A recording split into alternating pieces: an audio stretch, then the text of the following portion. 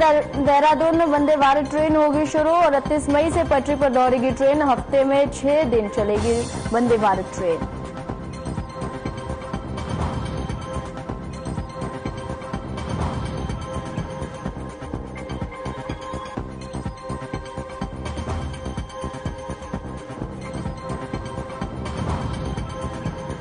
देहरादून में विपक्षी दलों ने दिया धरना। गांधी पार्क में दिया धरना। कांग्रेस प्रदेश अध्यक्ष करण मेहरा ने साधा सरकार पर निशाना।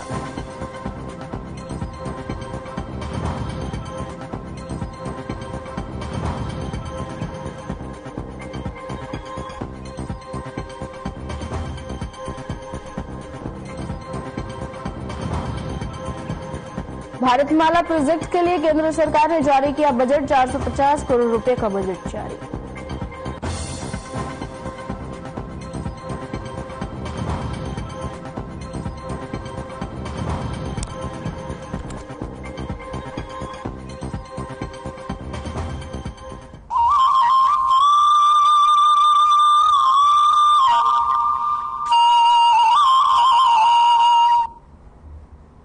नमस्कार, आप देख रहे हैं उत्तराखंड का बुलेटिन और मैं हूं आपके साथ स्मिता सिंह। बुलेटिन की शुरुआत करेंगे बड़ी खबरों के साथ। आपको बता दें, बड़ी खबर देहरादून से आ रही है। वंदे भारत ट्रेन का हुआ है ट्रायल। इस वक्त की बड़ी और अहम जानकारी आपको बता रहे हैं, जो कि बता दें रेलवे प्रशासन ने सभी तैयारियां पूरी कर ली है और देहरादून से दिल्ली के बीच चलेगी वंदे भारत की ट्रेन और 25 मई को ट्रेन को हरी झंडी दिखाकर किया जाएगा रवाना। इस वक्त की बड़ी और अहम जानकारी देहरादून से वंदे भारत ट्रेन का हुआ है ट्रायल और रेलवे प्रशासन ने सभी तैयारियां पूरी कर ली है और देहरादून से दिल्ली के बीच चलेगी वंदे भारत की ट्रेन और आपको बता दें 25 मई को ट्रेन को हरी झंडी दिखाकर रवाना किया जाएगा। इस वक्त की बड़ी और अहम जानकारी उत्तराखंड के देहरादून से वंदे भारत ट्रेन का ट्रायल हुआ है और रेलवे प्रशासन ने सभी तैयारियां पूरी कर ली है और देहरादून से दिल्ली के बीच चलेगी वंदे भारत ट्रेन। आपको बता दें 25 मई को ट्रेन को हरी झंडी दिखाकर रवाना किया जाएगा। इस वक्त की बड़ी और अहम जानकारी देहरादून से वंदे भारत ट्रेन का ट्रायल हुआ है और रेलवे प्रशासन ने सभी तैयारियां पूरी कर ली और देहरादून से दिल्ली के बीच चलेगी वंदे भारत की ट्रेन। आपको बता दें 25 मई को ट्रेन को हरी झंडी दिखाकर रवाना किया जाएगा। इस वक्त की बड़ी और अहम जानकारी देहरादून से, जो कि वंदे भारत ट्रेन का ट्रायल हुआ है। रेलवे प्रशासन ने सभी तैयारियां पूरी कर ली और देहरादून से दिल्ली के बीच चलेगी वंदे भारत ट्रेन। 25 मई को ट्रेन को हरी झंडी दिखाकर रवाना किया जाएगा।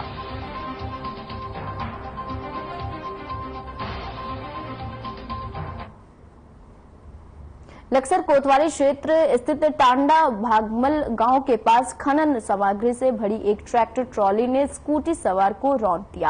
हादसे में एक व्यक्ति सहित एक 5 साल की मासूम बच्चे की मौत हो गई। वहीं एक 4 वर्षीय मासूम बच्ची आईसीयू में अपने सांसें गिन रही है। बता दें कि मृतक व्यक्ति शिक्षक था, जो कि अपनी बेटी श्रुति व एक अन्य बच्चे को स्कूल छोड़ने के लिए जा रहे थे और शिक्षक कृष्णकांत की मौके पर ही मौत हो गई, जबकि उनके साथ उनके 4 वर्षीय बेटी व 5 वर्ष का एक छोटा सा बेटा भी गंभीर रूप से घायल हो गया और घायल बच्चों को उपचार के लिए हायर सेंटर रेफर कर दिया गया और जहां चिकित्सकों ने एक 5 वर्ष के बच्चे को भी मृत घोषित कर दिया है। ग्रामीणों ने आरोप लगाया है कि उनके गांव में रोजाना अवैध खनन हो रहा है, जिसके चलते ट्रैक्टर ट्रॉली ट्रम्पर जैसे बड़े वाहन गांव में गुजरते हैं और कई बार शिकायत करने के बावजूद भी कोई कार्रवाई नहीं होती है। कार्रवाई न होने के कारण आज भी इतना बड़ा हादसा हुआ है।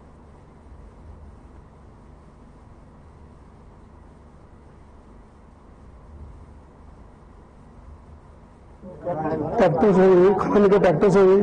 खनन का ट्रैक्टर मौके पे है, अभी आप देख भी सकते हो। और ये घटना इतनी दर्दनाक घटना कि मैं कुछ बोल नहीं सकता। मैं बहुत दुखी हूँ। सुबह से मेरा ये समझना कि एक तरह से परिवार उजड़ गया, मेरा संसार ही खत्म, मतलब मेरा संसार उजड़ गया। ये समझ लो कि बहुत दुखी हूँ इससे। और इस खनन को लेकर शिकायत भी करी, बहुत लोग शिकायत भी करे। शिकायत पर भी जो है शासन जो है उस पर आंख मुंदे बैठा बिल्कुल। जब मौके पे प्रशासन यहाँ पहुंचा, किस तरह की कार्रवाई कर रहा है? अब 7 बजे का हुआ है और बंदे पार भी जो ग्राम समाज और राज्य सरकार की भूमि पड़ी हुई है उस पर लगातार अवैध खनन हो रहा है। खनन माफिया ने बहुत खड्डे आप जाके देख सकते हो, इस चीज का निरीक्षण कर सकते हो। इस चीज की मैंने मैडम के पास शिकायत करी थी, फोन भी किया, मगर ऑडियो आप सभी ने सुनी होगी। मैं मानता हूँ ऑडियो आपने सभी ने सुनी होगी। तू तड़ाक से कैसे बात की है, उसके बाद भी कोई एक्शन नहीं हुआ। धरना प्रदर्शन हुआ तहसील में, उसके बावजूद भी लगातार खनन चलता रहा। अगर उस टाइम पे रुक जाता खनन तो आज शायद अवैध खनन चल रहा है, हादसा ना होता। इसमें हमारे तो गुरुजी है, वो मेरा नाम प्रमोद शर्मा है और ये टांडा भागमल के कृष्णकांत शर्मा जी हमारे गांव भोगपुर में विद्यालय चलाते हैं क्या, तो चलाते थे और खनन का ट्रैक्टर भरा हुआ सामने से आया और वे एक साइड में खड़े हुए थे। पता नहीं किस तरह से क्या घटना हुई, पूरी तरह से स्कूटी डैमेज हो गई और वो 2 बच्चे उनके साथ में थे, बच्चे भी एक्सपायर हो गए और वे खुद भी एक्सपायर हो गए। और खनन इतना अंधाधुंध तरीके से हमारे क्षेत्र में चल रहा है, कहीं कोई सुनवाई नहीं है, कहीं कोई किसी की कोई बात सुनने वाला नहीं है। हमारे क्षेत्र के हर एक खेत में गड्ढा है और कहीं से कहीं तक कोई सुनने गिनने वाला नहीं है। हमारे गांव में, हमारे पंचायत में जो है हर 1 महीने में 1-2 घटना ऐसी हो जाती है कि बस दुखद ही घटना होती है, उसमें जो दुर्घटना हो जाती है आदमी बचता नहीं। 1 महीने में 1-2 आदमी मर जाता है इस खनन के चक्कर। जो प्राप्त जानकारी के अनुसार 2 बच्चे और 1 व्यक्ति की डेथ होना ज्ञात हुआ है। और जो आप कह रहे हैं कि यहाँ पे कार्रवाई नहीं है, कल भी कार्रवाई हुई थी जिसमें 2 स्टोन क्रशर सीज किए गए थे और जो यहाँ पे गड्ढे जो ग्रामीणों के खेत में गए हुए हैं उनकी भी नपाई करके उस पर अर्थदंड की कार्रवाई की जा रही है। उससे पूर्व भी हम लोग लगातार राजस्व विभाग की टीम द्वारा अब तक लगभग 80 वाहनों को अवैध खनन के विरुद्ध सीज किया गया है और लगभग आधे दर्जन से ज्यादा स्टोन क्रशर सीज कर दिए जा चुके हैं। तो यहाँ पर प्रशासन और पुलिस और खनन विभाग के द्वारा लगातार कार्रवाई की जा रही है।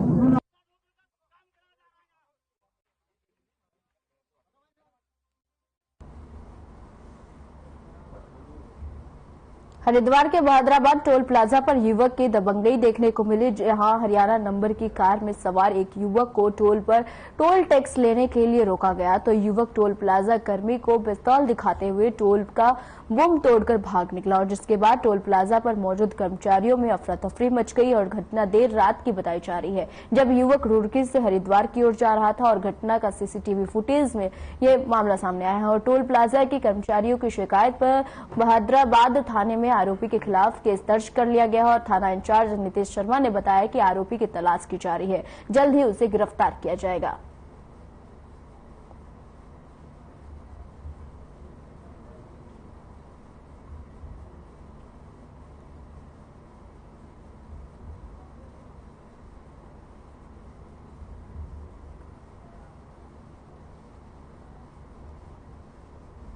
लक्सर के पथरी थाना क्षेत्र के मुख्य मार्ग पर एक बाइक और डीसीएम की जबरदस्त टक्कर हो गई और इस दर्दनाक रोड हादसे में वही आपको बता दें कि बाइक चालक युवक की मौके पर मौत हो गई और बाइक पर सवार 2 महिलाओं में से एक महिला ने अस्पताल पहुंचते ही दम तोड़ दिया और दूसरी महिला को गंभीर चोट आई है, जिसका इलाज चल रहा है। हादसे को लेकर घटनास्थल पर आसपास के स्थानीय और आने जाने वाले लोगों की भीड़ जमा हो गई और वहीं मौके पर पहुंचे बीजेपी जिला मंत्री नेत्रपाल चौहान ने एम्बुलेंस सूचित करते हुए हादसे की जानकारी पुलिस को दी और इस दौरान सीओ मनोज ठाकुर मौके पर पहुंचे और एम्बुलेंस के जरिए घायलों को अस्पताल में भर्ती कराया।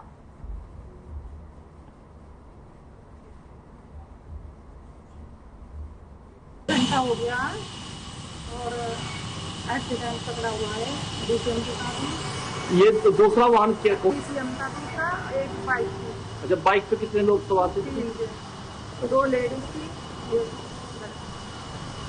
ऐसे आ रहा था, अचानक देखा कि यहाँ पर एक डीसीएम द्वारा एक मोटरसाइकिल से एक्सीडेंट हो गया है और जिसमें मौके पर पता चला कि एक जो उसमें पुरुष है उसकी मौके पर मृत्यु हुई और जो उसके साथ महिला थी वो काफी गंभीर रूप से घायल थी, तो उसे हॉस्पिटल भिजवा दिया गया। आगे कार्रवाई की जाएगी।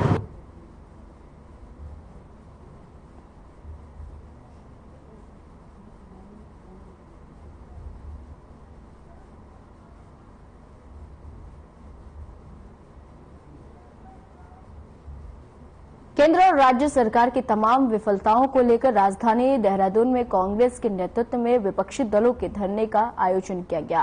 राजधानी देहरादून के गांधी पार्क में आयोजित इस धरने में विभिन्न राजनीतिक दलों के नेता शामिल रहे। इस दौरान कांग्रेस प्रदेश अध्यक्ष करण मेहरा ने कहा कि सरकार पूरी तरह से निरंकुश हो गई है, जनता को तमाम वादे कर भ्रमित करने वाली सरकार जनता के हितों का ध्यान नहीं दे रही है। उन्होंने यह भी कहा कि चाहे अंकिता मर्डर केस हो, किसानों के फैसलों के बर्बाद की बात हो या फिर घटना किसानों के बकाया भुगतान का मामला हो, बिगड़ती कानून व्यवस्था हो या दिल्ली में पहलवानों का धरना प्रदर्शन हो या अन्य विषय हो, उसे ध्यान भटकाने के लिए सरकार काम कर रही है।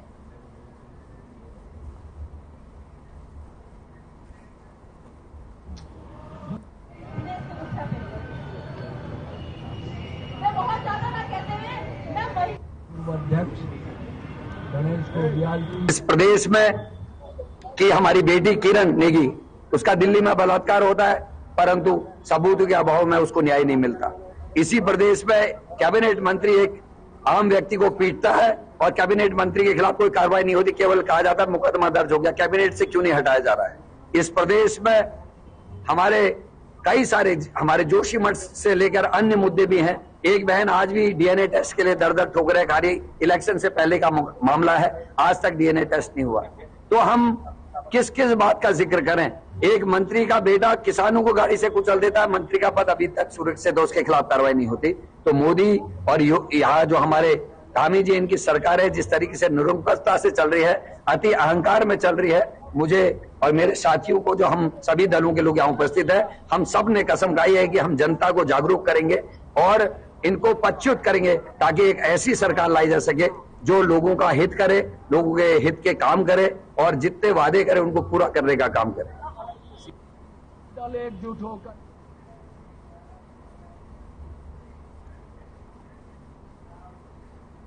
खबर देहरादून से है, जहां बीजेपी को घेरने के लिए कांग्रेस समेत अन्य दल एकजुट हो गए हैं और महिला उत्पीड़न के विरोध में कांग्रेस समेत तमाम राजनीतिक दलों ने गांधी पार्क में धरना देकर बीजेपी के खिलाफ एकजुटता का संदेश दिया था। साथ ही आपको बता दें कि सीपीआई, सीपीआईएम, उत्तराखंड परिवर्तन पार्टी से जुड़े नेताओं ने कांग्रेस प्रदेश अध्यक्ष करण मेहरा के नेतृत्व में महात्मा गांधी की प्रतिमा के समीप बैठकर धरना दिया और बीजेपी सरकार को जन विरोधी बताया। और धरने में पूर्व मुख्यमंत्री हरीश रावत और पूर्व कांग्रेस अध्यक्ष गणेश गोदियाल समेत तमाम लोग मौजूद रहे। बीजेपी शासनकाल में अंकिता भंडारी हत्याकांड, महिला खिलाड़ियों का यौन शोषण और पूर्व पीएम की बातें आपको बता दें कि और इसी बीच पूर्व मुख्यमंत्री हरीश रावत ने कहा कि बीजेपी के शासनकाल में सभी वर्ग पीड़ित है।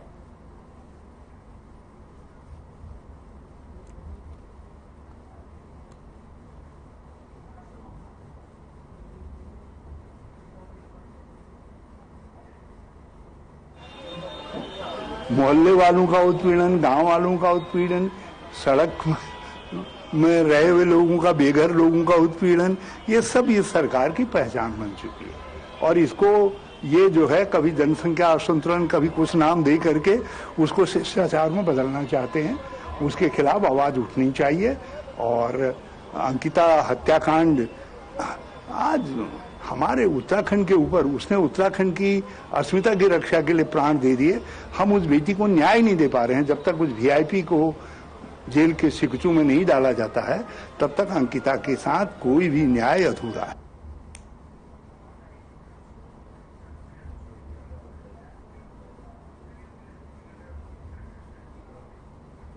बीजेपी के प्रदेश मीडिया प्रभारी मनवीर सिंह चौहान ने कहा कि प्रधानमंत्री नरेंद्र मोदी के नेतृत्व में आज देश ही नहीं बल्कि उत्तराखंड भी दिन दोगुनी रात चौगुनी तरक्की कर रहा है। साथ ही बताया कि प्रदेश में भारत माला प्रोजेक्ट के तहत चल रहे निर्माण कार्यों के मरम्मत आदि खर्चों के लिए केंद्रीय सड़क परिवहन एवं राजमार्ग मंत्रालय ने 450 करोड़ का बजट जारी किया है। उत्तराखंड में भारत माला प्रोजेक्ट के तहत सीमांत क्षेत्रों में 5 परियोजनाओं का काम चल रहा है। परियोजनाएं सामरिक दृष्टि में काफी अहम है। इसमें आपको बता दें कि परियोजनाएं स्मारक दृष्टि में काफी अहम माना जा रहा है और इसमें भैरव घाटी, नीलम नागर सोनम सड़क और जोशीमठ मलारी सड़क, माना से माना पास सड़क, कर्ण प्रयाग से सिमली ग्वालदम और अस्कोट से लिपू लेक सड़क शामिल है। इसने हमेशा से रहा है। मैंने पहले कहा है, आदरणीय हमारे प्रधानमंत्री नरेंद्र भाई मोदी जी का उत्तराखंड के प्रति अपार स्नेह हमेशा से रहा है। और हमारे एसओसी मुख्यमंत्री माननीय पुष्कर सिंह धामी जी जिस प्रकार से केंद्र की योजनाओं को प्रदेश में 100% लागू करने का काम कर रहे हैं और अन्य नई योजनाओं का प्रस्ताव भारत सरकार को भेज करके उसकी स्वीकृति करा रहे हैं। निश्चित रूप से हमारे एसओसी मुख्यमंत्री का जो प्रयास है और केंद्र का जो हमको लगातार आशीर्वाद मिल रहा है, ये बहुत सराहनीय है। और हम धन्यवाद करते हैं मुख्यमंत्री जी का भी और प्रधानमंत्री जी का कि हम भारतमाला प्रोजेक्ट के अंदर नई सड़कों का जो अभी उसका रिजल्ट भी हमारे सामने आएगा और लोगों को इसका लाभ मिलने वाला है। मैंने पहले कहा है, आदरणीय मंत्री प्रेमचंद अग्रवाल की मुश्किलें कम होती दिखाई नहीं दे रही और लगातार सुरेंद्र सिंह नेगी की पत्नी और उनके समर्थक मंत्री प्रेमचंद को उनके पद से बर्खास्त करने की मांग कर रहे हैं। मांग पर ध्यान नहीं दिए जाने से नाराज होकर सुरेंद्र सिंह नेगी की पत्नी दयामंती देवी ने त्रिवेणी घाट प्रेमचंद अग्रवाल की बुद्धि शुद्धि के लिए यज्ञ किया। इस दौरान उपस्थित लोगों ने सुरेंद्र सिंह नेगी को न्याय दिलाने के लिए प्रार्थना की। दयामंती देवी ने बताया कि मंत्री प्रेमचंद को उनके पद से बर्खास्त करने की मांग को लेकर वह लगातार मुख्यमंत्री से मिलने की कोशिश कर रही है, मगर उनको समय नहीं दिया जा रहा है।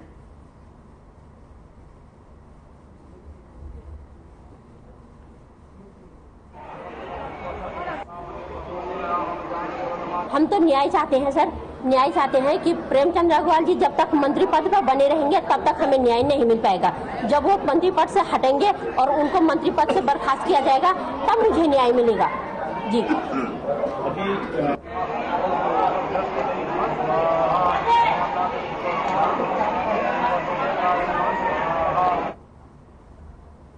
G20 शिखर सम्मेलन के तहत मेहमानों का देवभूमि उत्तराखंड की धरती पर आगमन शुरू हो गया है। सबसे पहले चीन और इटली के डेलीगेट्स जॉली ग्रांट एयरपोर्ट पर पहुंचे और छोलिया नृत्य से एयरपोर्ट पर मेहमानों का स्वागत किया गया। बता दें कि शासन प्रशासन ने मेहमानों के लिए एयरपोर्ट से लेकर कार्यक्रम स्थल तक साफ सफाई से लेकर सौंदर्यीकरण के साथ ही मार्ग को पूरी तरह से चमकाया है। जॉली ग्रांट एयरपोर्ट पर चीन और इटली के 10 प्रतिनिधि पहुंचे, जिसमें चीन व इटली के 5-5 प्रतिनिधि शामिल रहे। लोक नृत्य के दौरान मेहमान खुद को रोक नहीं पाए और मेहमानों ने लोक नृत्य टीम के साथ जमकर नृत्य किया।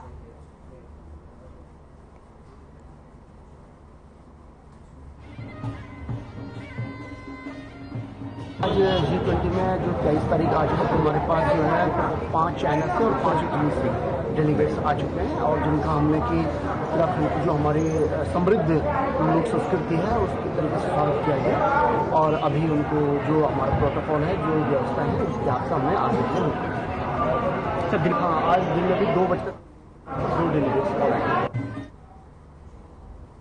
पूर्व प्रधानमंत्री वीपी सिंह की पोती ने राजधानी देहरादून में उत्तराखंड पुलिस पर कई गंभीर आरोप लगाए हैं। अपने पति और ससुराल पक्ष के कई लोगों के खिलाफ मुकदमा दर्ज करने के बावजूद उन पर कार्रवाई न होने से पूर्व पीएम की पोती अंद्रेजा मंजरी काफी दुखी है और उन्होंने कहा है कि उत्तराखंड पुलिस दबाव में काम कर रही है। उन्होंने यह भी कहा है कि उत्तराखंड के वरिष्ठ आईपीएस अधिकारी अभिनव कुमार उनके ससुराल पक्ष को सहयोग कर रहे हैं। उन्होंने यह भी कहा है कि उनके परिवार के साथ अभिनव कुमार का नजदीकी संबंध है। ऐसे में पुलिस की कार्रवाई पर उन्होंने सवाल उठाए हैं और आपको बता दें कि देहरादून के राजपुर थाने में अंद्रेजा मंजरी ने अपने पति और ससुराल वासियों के खिलाफ मारपीट, गाली गलौज और हमला करने के आरोप लगाकर केस दर्ज करवाया है। उन्होंने अपने पति और ससुराल वालों पर दहेज मांगने का भी गंभीर आरोप लगाया है, जिसकी पुलिस जांच कर रही है। विगत दिवस अंद्रेजा मंजरी ने एसएसपी देहरादून दलीप सिंह कुंवर से मुलाकात की थी और इस दौरान एसएसपी ने निष्पक्ष जांच का भरोसा दिलाया था।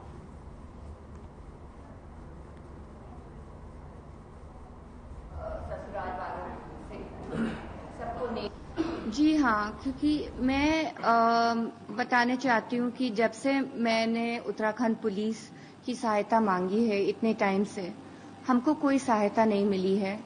मैं बहुत कोशिश करके बहुत जगह गई हूँ और फिर पता लगा कि हमारे उत्तराखंड के पुलिस जो है फुल्ली मैनेज्ड है और जी यहाँ एक आईपीएस ऑफिसर बहुत लोग इन्वॉल्व है इस बात पे, पर हाँ सीनियर आईपीएस ऑफिसर की इन्वॉल्वमेंट है इसमें और तो ये पुलिस पूरी मैनेज्ड है यहाँ। खाली दिल्ली और बुलानी। आपको बता दें कि पूर्व प्रधानमंत्री वीपी सिंह की पोती ने राजधानी देहरादून में उत्तराखंड पुलिस पर कई गंभीर आरोप लगाए हैं। अपने पति और ससुराल पक्ष के कई लोगों के खिलाफ मुकदमा दर्ज कराने के बावजूद उन पर कार्रवाई न होने के पूर्व पीएम की पोती अंद्रेजा मंजरी ने आरोप लगाए हैं। कांग्रेस सेवा दल के नवनियुक्त जिला अध्यक्ष दिनेश नेगी का अल्मोड़ा आगमन पर कांग्रेस कार्यकर्ताओं द्वारा गर्मजोशी से स्वागत किया गया। गायसवाल में गायसे बादल के नवनियुक्त जिला अध्यक्ष ने कार्यकर्ताओं को संबोधित करते हुए कहा कि प्रदेश संगठन के द्वारा उन्हें जो जिम्मेदारी दी गई है वो उनमें खरा उतरने का पूरा प्रयास करेंगे और सेवा दल कांग्रेस की मजबूती के लिए हर संभव प्रयास करेगी और शीघ्र ही सभी ब्लॉकों का भ्रमण कर नए लोगों को कांग्रेस सेवा दल से जोड़ने का भी प्रयास करेंगे।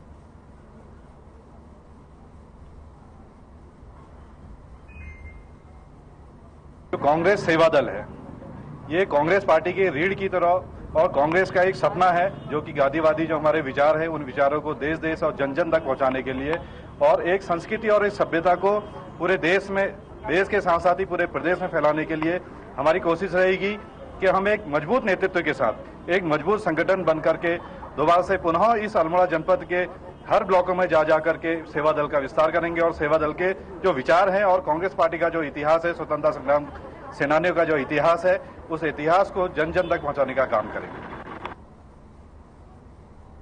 खबर अल्मोड़ा से है, जहां एसएसजे परिसर के दृश्य कला संकाय के विद्यार्थी आज चौघाना पाटा स्थित गांधी पार्क पहुंचे और यहां धरना देकर नारेबाजी करते हुए उन्होंने स्नातक और स्नातकोत्तर में बीएड की अनिवार्यता समाप्त करने और एलटी परीक्षा बहाल करने की मांग को लेकर कहा कि दृश्य कला की एलटी परीक्षा नहीं हो रही है और ऐसे में वह भविष्य को लेकर चिंतित है।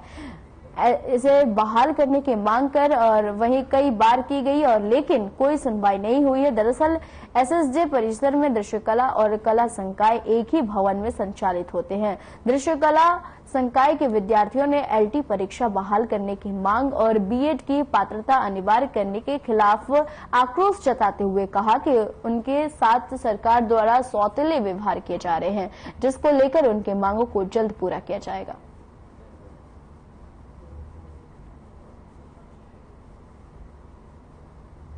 के विद्यार्थियों द्वारा यहाँ पे धरना प्रदर्शन किया जा रहा है। ये एलटी भर्ती परीक्षा बहाल करने के लिए किया जा रहा है, क्योंकि 8 अगस्त 2021 को हमने पूरे जो नियमावली आई थी उसके अकॉर्डिंग हमने एग्जाम दिया था, तो तब से इसका इन्होंने परिणाम घोषित करने के लिए बच्चों के द्वारा काफी लंबे समय से इंतजार किया जाता था, लेकिन अंत में ये हुआ कि इसका परिणाम में निकाला सरकार और न्यायालय ने कि इसको निरस्त करने का फैसला लिया, जो सरासर अन्याय है। क्योंकि जो फाइन आर्ट जो कोर्स है पूर्णकालिक कोर्स है, 4 वर्षीय कोर्स है, उत्तराखंड में केवल 2 कॉलेजों में चलता है। इसमें केंद्रीय विद्यालय में, डीएसएसबी में, नवोदय विद्यालय में जब हमको लिया जा रहा है, हाल ही में वहाँ पे इंटरव्यू है, वहाँ पे लिया जा रहा है, तो राज्य सरकार हमारी अनदेखी क्यों कर रहा है? क्योंकि जब ये एलटी भर्ती परीक्षा आई थी उससे पहले भी हम कोर्ट में गए थे, क्योंकि जब इन्होंने नियमावली निकाली पहले तो उसमें फाइन आर्ट को इन्होंने बीएड मांगा, क्योंकि बीएड हमारे लिए होता ही नहीं है, क्योंकि फाइन आर्ट जो है 4 वर्षीय पूर्णकालिक कोर्स है, उसमें drawing, painting, print making, applied art, clay